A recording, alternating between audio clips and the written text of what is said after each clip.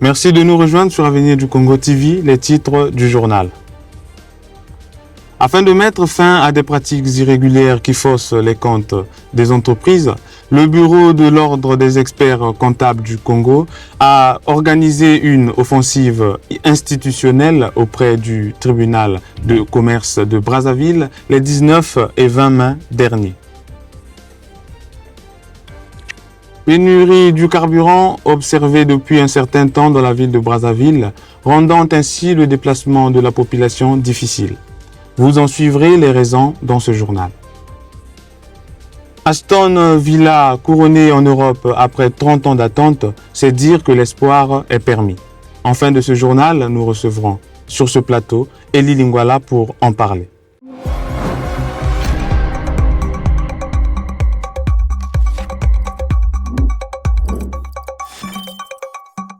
Mesdames et messieurs, bonjour et bienvenue dans ce journal. Mettre fin à des pratiques irrégulières qui faussent les comptes des entreprises, prive l'État de recettes fiscales et fragilise le système bancaire. C'est ce que l'on peut retenir de l'offensive institutionnelle auprès du tribunal de commerce de Brazzaville et de la Direction générale des impôts et des domaines, DGID. Engagé par le Bureau de l'Ordre national des experts comptables du Congo à l'issue de 2 journées d'échange tenues les 19 et 20 mai. Ce bureau a été conduit par son président Brice Voltaire Etou Obami. Sous un autre chapitre, le Fonds national d'appui à l'employabilité et à l'apprentissage, FONEA en sigle, a été mené dans plusieurs centres de formation en perlage de Brazzaville, le 20 mai dernier. Une mission de suivi de son programme national d'insertion. L'objectif était d'évaluer sur le terrain les acquis des bénéficiaires, leur capacité d'adaptation aux exigences du métier ainsi que leur progression vers une autonomie financière. Cette initiative permet également de mesurer l'efficacité du dispositif et d'envisager d'éventuels ajustements pour renforcer son impact.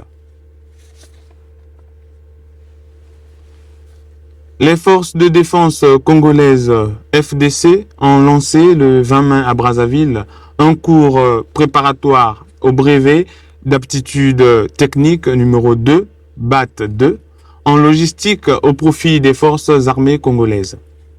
Cette formation concerne 217 militaires repartis dans 2 spécialités, les véhicules automobiles et blindés, VAB, ainsi que l'armement, les munitions et l'optique, AMO.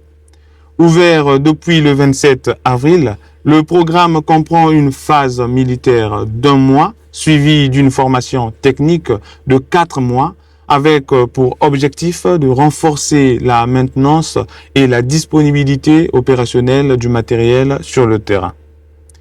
Pour le général de brigade Fortuné Mankekele, la performance des techniciens reste déterminante pour l'efficacité des équipements militaires. Brazzaville fait face depuis le week-end dernier à une importante pénurie de carburant qui perturbe fortement le quotidien des habitants de la capitale congolaise, estimé à près de 2 millions de personnes.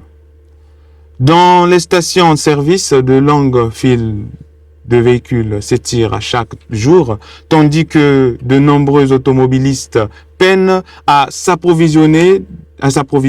La situation affecte également usagers des transports en commun, confrontés à une baisse de l'offre et à des difficultés de déplacement. Selon les autorités, cette rupture d'approvisionnement serait liée aux tensions observées au Moyen-Orient, qui impacterait la chaîne d'acheminement des produits pétroliers. Passons à présent à l'actualité internationale. Pour dire qu'en RDC, le ministre congolais de la Santé a communiqué le 21 mai un nouveau bilan de l'épidémie d'Ebola qui sévit dans l'est du pays. Selon Samuel Kamba, 159 décès probablement liés à la maladie et 626 cas suspects ont été enregistrés.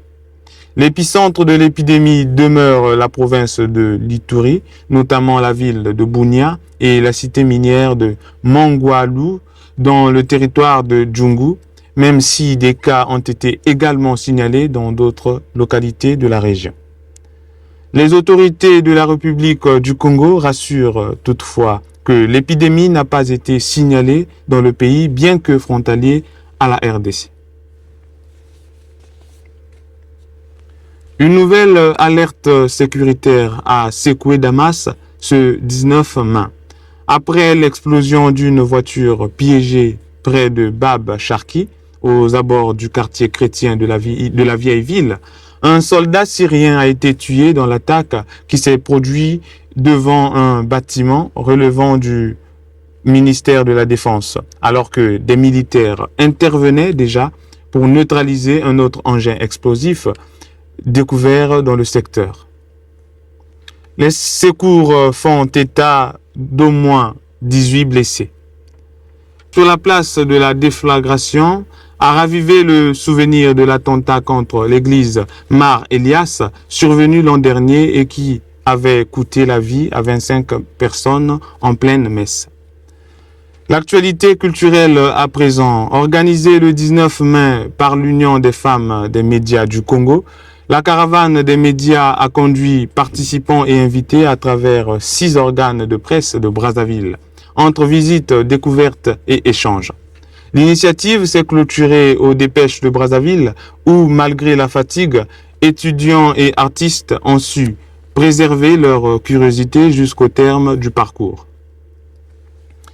Au cœur de Brazzaville, plusieurs lieux historiques témoignent de la richesse culturelle et politique du Congo. Entre patrimoine ancestral, mémoire nationale et monuments symboliques, la capitale congolaise conserve des trésors qui racontent l'histoire du pays et de ses peuples. Le musée national du Congo et le musée Marien Ngouabi, du gardien du patrimoine culturel, représentent aujourd'hui une mémoire vivante des traditions et du savoir ancestral du Congo. Je vous propose de suivre des propos recueillis par Guénol Elonda Osema. Le musée national a été inauguré le 9 septembre 1965, ici à Brazzaville. Mais il se trouvait en face de l'actuel état-major, en face du ministère de la Défense. Voilà. Bon, il avait dû être obligé de partir de là à cause du jardin qu'il fallait aménager pour faire le monument du président Marien Ngouabi. Donc voilà la raison qui a fait que le musée soit délogé et délocalisé pour aller vers le marché Plateauville. Aujourd'hui, beaucoup de gens ne savent pas ce que nos ancêtres ont fait pour vivre. Eux, ils ne sont pas allés demander l'aide des Chinois ou des Japonais ou des Américains. Mais ils se sont débrouillés avec leurs moyens de bord. Et c'est justement ce qu'ils nous ont laissé là. Et donc nous, si nous voulons être informés de notre passé, il faut venir au musée pour voir ce que nos ancêtres nous ont laissé. Et là, par exemple, je vous prends un exemple. Nos ancêtres ont pu aller prendre le minerai de fer sous-sol. Ils l'ont transformé, ils ont fait leurs outils avec. Voilà. Donc tout ça, c'est un exemple, mais parmi tant d'autres. Il y a beaucoup de choses. Bon, le président Youlou, d'après les archives, c'est un Lari de naissance. Comme chez nous, les Congo, lui, c'est un Lari. Il est de l'ethnie Lari. Il a fait ses études, d'après les archives, ici à Brazzaville. Après, il fut un prêtre. Mais il avait démissionné. Il est devenu, après, il a fondé son parti contre le 58 et 57. Le 58, le UDDA. Ils sont allés au deuxième tour avec le président Pango. Mais c'est le président Yuluka qui était le Congo, qui était vaincu. Non, c'est qui était sorti premier. Après, le président Pango était deuxième. Comment c'est vraiment un bon président. La relation de Yulu, en principe, le président Massamandeba, d'après nos parents, C'est la continuité de Youlou. Donc, on avait inauguré le truc de l'UTT. Comme c'était en 63, 64. Mais c'est ça, comme c'est des œuvres de Youlou. Donc le président Bassamba seulement a fait comme il a vraiment accompagné, il a vu comme accompagné seulement comme ses œuvres, c'est tout. Terminons par la page sportive où nous recevons, comme annoncé, M. Eli Lingwala.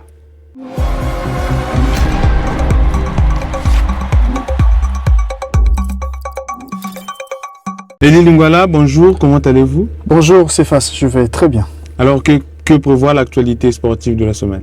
Céphas, commençons par l'NBA. Les finales de conférence NBA battent leur plan. À l'Est, les New York Knicks dominent les Cleveland Cavaliers et mènent désormais 2-0. Dans la série, après leur victoire 109-93 lors du Game 2. À l'Ouest, les Oklahoma City Thunders et les San Antonio Spurs sont à égalité, une victoire partout avant un Game 3 très attendu entre Shai Gilgeous Alexander et Victor Wembanyama.